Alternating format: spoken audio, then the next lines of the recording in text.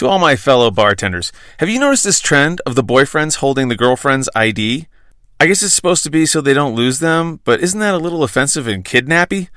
Isn't that what sex traffickers do with passports?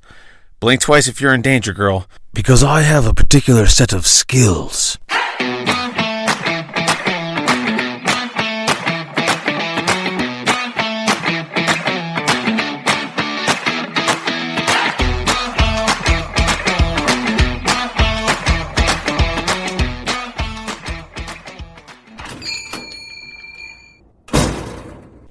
What can I get you? Drunk? Haha. Welcome to episode 43 of Behind Bars, Cocked Tales and Wasted Nights. I'm your host, Greg. I've been working as a bartender for over 20 years, and over those years, I've seen a lot. My goal here is to share some of those high and low lights with you. Quick warning, this podcast contains sex, drugs, and some language that isn't suitable for anyone under 21 years of age, so you gotta have some ID. First off, drinking a shot go to Sweet Scoops Celebrations. Thanks for your smashing 5-star written review. It really helps spread the word and build our community of barbarians. Second, I've been getting a lot of emails that have echoed the same sentiment, which is, Greg, why with the exception of Robin, are all your interviews dudes? You folks are 1,000,000% right. To be totally honest, for a minute now, I've been asking several service industry women, is that okay to say? I don't want to be gender ignorant and get canceled. Anyway, I've asked around, and let me tell you, it's a tough go to get interviews once they hear my setup and process. The process is thus. A quick and kind of intense pregame. We have a couple shots, etc., get a little loose. Then I go over the rules. Rule number 1, don't tell me anything ahead of time. We wing it. Rule number 2, be completely honest. Don't try to make it more interesting, because it's already going to be. And rule number 3, don't throw anyone under the bus except yourself. And my one exception to the honesty thing is to change the names if it's the right thing to do, because you probably are going to throw someone under the bus. So basically, Rule 3 allows you to break Rule 1 and, well, Rule 3. It's confusing, I know. Intent of the law versus the letter of the law is my philosophy. That's the process. Now, to the setup. This pre-party takes place in my apartment in a one-on-one situation at night, which to any female on the planet is an obvious red flag, but I really am just trying to get an interview, and that's it. I promise. And just to make things more awkward and bizarre, the recording is done in my tiny-ass closet, which is ridiculously small. It's soundproofed, it's a hot box, with a lot of my clothes still hanging on the rack to assist with the acoustic paneling's echo elimination. Now, doesn't that sound tempting as fuck? Getting weird alone with me, knowing we're going to go into my closet? If I were a girl, I'd be fucking terrified. So, that's why there's only one female voice that you've heard so far, and it's been Robin's, because we're kind of ride or die, and she knows she could take me if shit ever did go sideways. But I continue to reach out, and voila! I got one badass spark plug of a bar babe to brave the den of iniquity that is my domicile and spitball with me in my sad studio. Whatever. I think it sounds pretty fucking good in here. Anyway, Ash is literally hell on wheels. She's like a pinball with purpose, bouncing around from bullseye to bullseye, taking the heat off everyone. Bartenders, you know what I'm talking about. It's when you're making a big order and a big group approaches in the peripherals and you begin to stress about getting your task at hand done, serving, ringing, getting to that group before the minute passes. Before a bead of sweat can materialize, boom, Ash, on it. And she's been like that since day one. No learning curve. This is all to say that she is one of many bartenders of the fairer side of humanity who I've been in the trenches with who do the job equally, more often than not, better than the other side cursed with penises. And now that my Gettysburg address is over, let's get y'all hooked up with a drink. Here's her cocktail. 'Tis the Corpse Reviver. The Corpse Reviver No. 1's first recorded recipe was in the Savoy Cocktail Book, originally published in 1930. The recipe book was a collection of the Savoy Hotel London's most popular drinks. In it, bartender and author Harry Craddock writes of the Corpse Reviver No. 1, to be taken before 11 a.m. or whenever steam and energy are needed. So there you have it. So here's what you do. Pour 1 ounce of Calvados, which is an apple brandy, 1 ounce of the special yak, cognac motherfucker, and a half ounce of sweet vermouth. I like Carpano Antica. Stir until it's properly chilled and strain into a chilled cocktail glass and enjoy. And if you don't have any of that stuff on hand, pile some Blizz onto the webbing between your thumb and forefinger and smell to see if you wash your hands with your nose. So, without further ado, here's Ash, one of the fastest slingers in the West. Hey everybody, welcome to Behind Bars, Cocktails, and Wasted Nights. I'm your host, Greg, and I am here with Ash. Hi, Ash. Hi. How are you? I feel so good. How are you? I'm super good. Thanks I feel for good. asking. Yeah. I appreciate your concern for my well-being. Oh, I'm there. She's concerned. Yes, I am. I can feel the sincerity just like overflowing. Ash and I work together, and I got to tell you, she is the fairest of all the species. If this was Lord of the Rings, she'd be an elf. Wow. Little spark plug, little firecracker, super Love that. fast. So fast as a bartender. Doesn't take any shit from anybody and just like cranks out the drinks. So Ash, tell us, how did you get into it? Like, where are you from? First of all, let's go with that. Okay. First of all, I am from the South. I'm actually from South Carolina. Ooh, yeah. Below the Bible Belt? Yes, I am. Woo! Okay, and so Yeah. you made your way from South Carolina to Denver. How did that happen? Well, I did have a couple of friends that had moved out here before I did. I was 18, 19. They moved out here. I visited them, and I absolutely loved it. It was Fell in so love with different. Denver. I did, yeah. So, to be specific, which is, something weird that I know, my hometown was Somerville, so population literally 49,000, right? So we would go to Walmart, go to Target, hang out. See what's going on with everybody? Yes, exactly. So, not my forte. I needed a city, and that wasn't really cool where I'm from, but I love that. I love the city. I love everything about it, and I'm kind of addicted, so I'm glad I made the move. I'm glad I made the jump. And so you wound up bartending with me. So how did that start for you?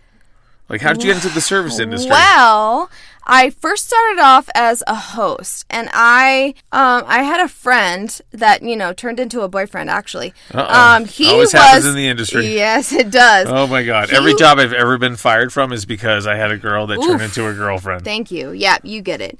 So he was in the back house. I was in the front. I started off as a host. I did busing, bar backing, all of the above. I was. Let me stop you there for a second. Yeah. Because I've worked with many girls, like beautiful girls, and they've never bar backed before. Oh, wow. Yeah. And it's like, I don't know how to change a keg, but just give me your money.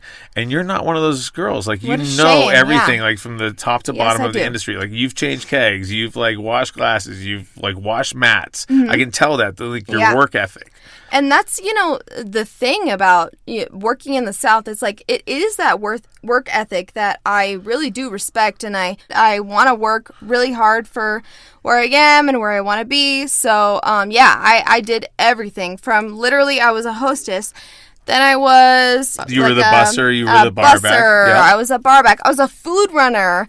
Then I asked, I sent an email to my manager and asked, like, can I be a server? Can I be, a step forward to be a bartender? I was asking, what's this drink? What's that drink? I was like really interested. I wanted to grow. I wanted to learn. So, Nice. it was that work ethic for me, for sure. Yeah. And so you really wound up in respected. Denver after you did all those jobs, and then you got a job at Avanti.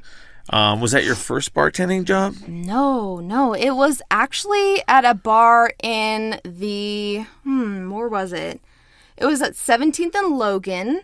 I don't recall the specific place, but Okay. we don't have to get specific. That's We'll totally get fine. back there. Because, I'll edit all that. the, Don't worry yeah, about it. no, we don't have to get back there because there's some stuff that happened there. Okay. They hired me on. I asked them, I said, I am so new at bartending. I've learned from my friends. My friends were all doing that kind of thing, and I was like asking them, what's this drink, what's that drink, kind of trying to learn whatever I could behind the bar. And they showed me, they taught me, and there was a bar that was opening for a bartending job, and they didn't say previous experience required. So I went on and I said, I really want this job. In the interview, you have to kill it. You have to go for it. You have to, I always sell lie yourself. in mine. I always lie. Did Yeah? you lie at all? No. Oh, wow. Absolutely not. I'm like, I totally know how to do this. And I had no idea how to do Yeah? this. Yeah, 100%. I love that. Honestly, fake it till you make it, right? 100%. Fake it till you make it. Yeah, So, they're not going to check, let's be honest. no. And if you prove yourself in the interview and in your first few weeks, then, you're good to go. Yeah. So I did that, and I said, I really want to be hired. I'm really motivated. I know XYZ drinks. I studied. I did all this kind of stuff. So they actually hired me, which was really awesome as, a beginning bartender. And they taught me, the ropes. I learned that. I earned my stripes. I did what I needed to. And, I know how to bartend. And I did that for maybe like a year. Okay. Right? And then COVID. Yeah. COVID happened. Wow, that was really rough. Did I tell you I had COVID like 2 months ago? 2 months ago. I lost my sense of taste. Which one? There's like 4 different kinds. Now I listen to Kenny G. Kenny G. Oh my God. Terrible COVID joke. Sorry, go ahead. Yeah, COVID taste, right? COVID taste. So I don't even remember which one I had. What's it? Omicron? Literally. Oh yeah, it's like I think that's a transformer. Yeah, yes. It's like a transformer or an antidepressant. Yeah, one of the two. So I had that actually over Christmas and over my birthday. My birthday is the 28th. So I had This is for your birthday and Christmas. Thank That's what you. your relatives do. Oh my God. Everyone literally does that. Everyone does that. So if you December birthdays, if you're out there and you understand that, you understand You get the one present. You get the one. You don't get more than that. It's for your birthday and Christmas. Yes. So we got that. I got that. I had to cancel my flight, right? All that, I actually got hired in the summer. It was May that I started working at Avanti. When did you start? Oh God, I don't want to talk about it. How long were you working at Avanti? I never It's going to be 7 years in July. 7 years at Avanti? I've never been at a job this long. Were I you worked at 6 the years Boulder once. location? No, Avanti started and I was there a week later after it opened. Yeah. Wow. What did you start as? A bartender, yeah. Wow. Yeah, it was there's a previous episode where I talk about how I got hired, but I literally went in there. Mm-hmm. I just snorted a shot of tequila off the bottom of a glass. You what? I snorted a shot of tequila up in your my nose. Yeah. No, you did not. I did. No, you did and not. as soon as I did that, the GM came up. He's like, "Are you Greg?" I'm like, my face is numb. I'm stroking out. I'm like, "Yeah, no, I can handle volume." Oh my God. And then I got the job. Yeah, you can handle volume, all right, if you can do that. There's no way that I'd ever do that in my entire life. It's a long story. I think I'd pass out, yeah. Oh, yeah, no. It was never. I'll never do it again, but I was fucked up. Wow. Yeah. You've never done that again? No, I will never do it again. You did that one time? One time. That's all I needed. Honestly, that's hard to believe because you're an animal. Well, thank you, I think. Maybe, yeah. No, honestly, I respect that. I appreciate it. Yeah, you're an animal. Love that. 10 out of 10. Yeah, so love to know how you snort tequila. I've never never done that. Well, so there's an expression I'll do a snort of whiskey, right? And snort means a shot. And I was with these two dudes that I worked with at this fine dining restaurant. We went to Avanti. They're like, "Stuff, do you ever snort tequila?" I'm like, "I know snort means a shot." They're like, "No, snort it." I'm like, "What?" And so they got these rocks glasses that we have, and they got the little dimple at the bottom. Yeah. They turn them upside down, got the bartender to pour tequila in them. Wow. And I'm like, "I'm not doing that." And the first guy went and snorted it. The second guy did it. In his nose. And so I'm like, "Oh, I guess I'll do this." And so I snorted the tequila. You're joking. I'm not joking.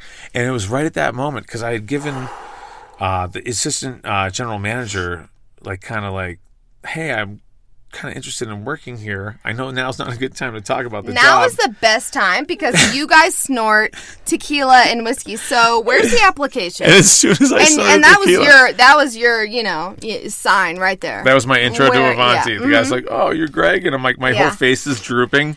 I'm having a mini stroke. And you're like, yeah, I would love to sign on. Yeah, and I did I'd love it. to be a part of your team. And then they brought me on the next day, and there was no training or anything. I was like, "Hey man, how do you guys set up the wells? What do you want me to do?" He's like, "I don't know. Set it up so you can make drinks." I'm like, "All right, that makes a lot of sense." Wow. So I did it. Yeah. Wow. So I think you had a different introduction. Oh, it was very different. Yeah.